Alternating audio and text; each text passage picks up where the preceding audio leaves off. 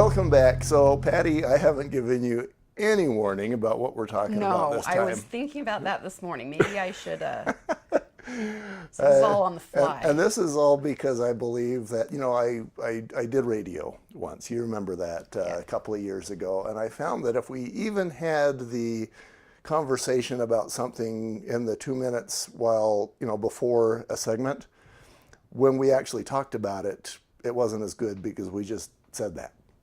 Right. So here So it you goes. missed out on a couple things. One thing I have noticed is that 1 billion people, roughly. You are a connector. You know a lot of people. Yeah. It's like, I'll do an inspection. Oh, this is my best friend from 10,000 years ago. We've been married for, or we've been not married. We've been friends for so long. And then the next inspection I do, oh, I'm such good friends with these people. And then it's like, this is my family. I love this person. This is my niece. This is, and I'm thinking, how many people does this lady know? I know. So I want to dedicate this segment to, my word for it is everything you do benefits you. For Right. example, the radio thing was a complete failure for me. I lost so many thousands of dollars, but it Except was... for the one time that I was on it. Crazy. But Crazy. it got me to where I am, so for that reason alone, it wasn't a failure. I think we'll do quite well with this. So I want to just have you kind of go over how do you know so many people? Because these guys are going, okay, I need leads. How do I get to know people? I mean, I've got my family. I'm the worst person to ask that question. Yeah? Worst. Worst. I, not born and raised here, but raised here from, 5th grade. Mm-hmm. And, family, all of our families from here. And then my husband, Evan, he is from his family everywhere. If you hear a Wiggins or a Christensen, they're related. We know everyone. He was born, his mother still lives in the same home where he was born.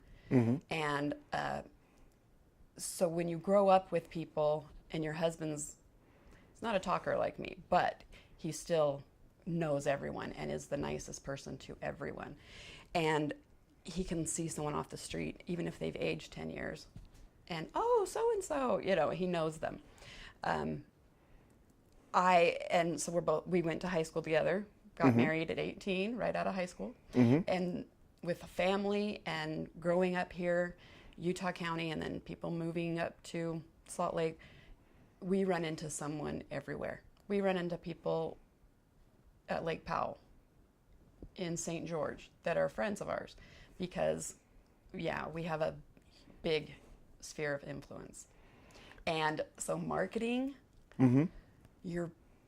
unless I'm really bored, you won't get a postcard Mm-hmm. in the mail from Patty, because it's all on referral. Mine's all referral based. And that is what every realtor wants to have. And this is funny. You said, on the one hand, you said I'm the worst person, and then you said I have this massive sphere of influence. So I want to know how you got to that. But how do you move here from out of state, or you're a younger real estate agent just getting into the business? How do you get someone to trust you when they don't have anyone that knows them that can refer? Mm-hmm. Referrals, number one. Referral is awesome. And if you're coming into the business without that, I don't know. I haven't really had to do that, so I don't know how. Yeah. I cannot give well, them I think you already answered part of the question. If you're moving in from out of state, there's the genuine factor, and we covered that in the last segment. But another thing that I heard you say is that you remember people. And I have clients texting me and calling me, I miss you. I miss your face. I'll buy a house just so that I can hang with you. Yeah, I'm like, I'm sorry, I have another client. You're cheating on me.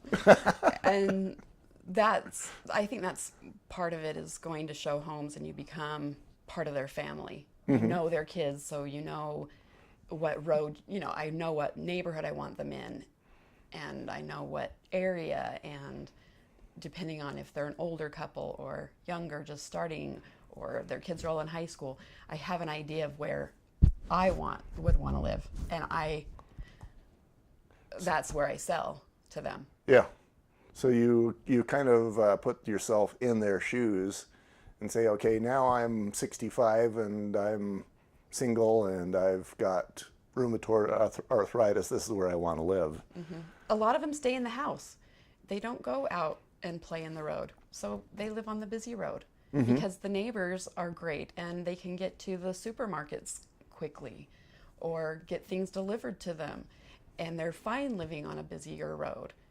I'm not worried about them having their kids out to play. They're more homebodies. We get them into ramblers where they don't have to do stairs. There's a house for everyone. And otherwise, none of the ones on the busy roads would ever sell. There's got to be and some people don't want speed bumps. Yeah. What do we call speed bumps? Kids. There are too many speed bumps in this neighborhood, and that's a kid.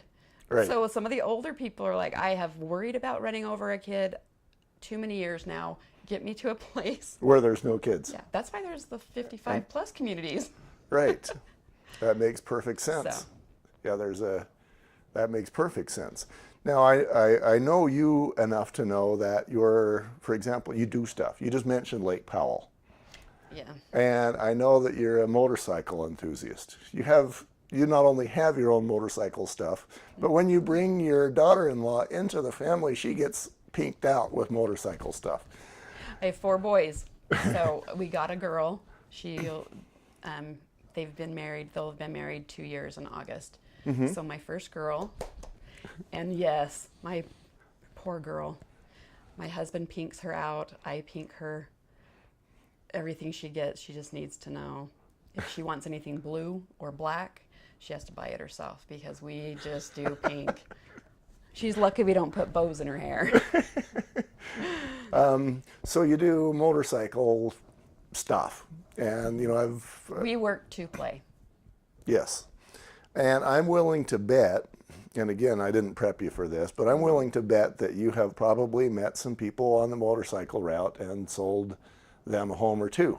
Yes. Okay. Tell me briefly about one of them. Okay. Lake Powell, since you bring that one up, in a cove having lunch. There's, you sit there and have lunch, you listen to music, and you start talking to the boat next to you. They end up being the owners of a restaurant in Utah County. And I asked for discounts on my ice cream, and they said, maybe not. So I said, okay, let's, and then they start talking about what they're doing and buying a house, looking, oh my goodness, what do we do? And they know a lot of people. They have people come in, but that doesn't really tell you who they are either if they come and are eating at the restaurant. And so they, give me your business card. Oh, I have them. They're waterproof. No, nice. Just kidding. I'm just kidding. I'm unforgettable. So no, I take a picture of them sometimes. Go jump off the cliff and I'll take a picture, or go. And then when I do that, I say, what's your number? So I can send you the picture. Nice. Not actually thinking I'm going to sell you a house.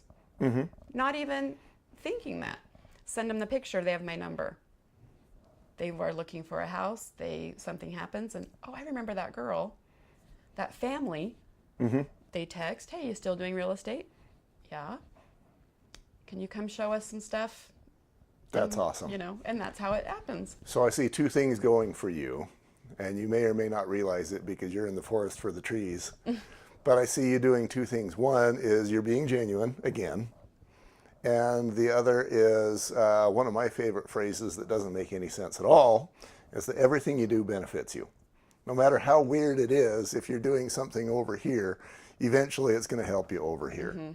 And so you were kind enough to take a picture of somebody jumping off the cliff. Yeah. And that resulted spending more time. I actually had a boss. But when you're a bum and being rude at Lake Powell, they remember you as well. And then you don't get the referrals. And then you don't get that call. And I wouldn't either, Yeah. So, and I know, I've heard you talk enough about Powell to mention that, but shoot, what a great way to pick up referrals. Isn't that crazy? And I'm willing to bet that those people probably referred one of their, in addition to buying a home from you directly, that's probably resulted in its own set of tree roots. Well, the inspection we're doing tonight Uh-huh. or this afternoon is a referral from years ago that they all moved here from out of state. Did not know me at all. Just maybe you should call this person. And we're on the 6th house for this family. Oh, wow. Yeah. That's a lot of houses. Yes. All the kids started moving in. You've done inspections for, it'll be your 6th or 6th or 7th. That's this afternoon. That's kind of crazy. So this is why I don't have to do, if I get somebody calls me up and says, "What's your price?" I get that they're shopping me. Oh. I just tell them I'm too busy because I'm not going to go down that sales road, because I've got people like you who still text yesterday. Now, what was the price? I can't remember. But whatever you told me, you better love me enough to not, raise your price. I have to deal with her today. It's double. But it doesn't matter how much 150% you cost.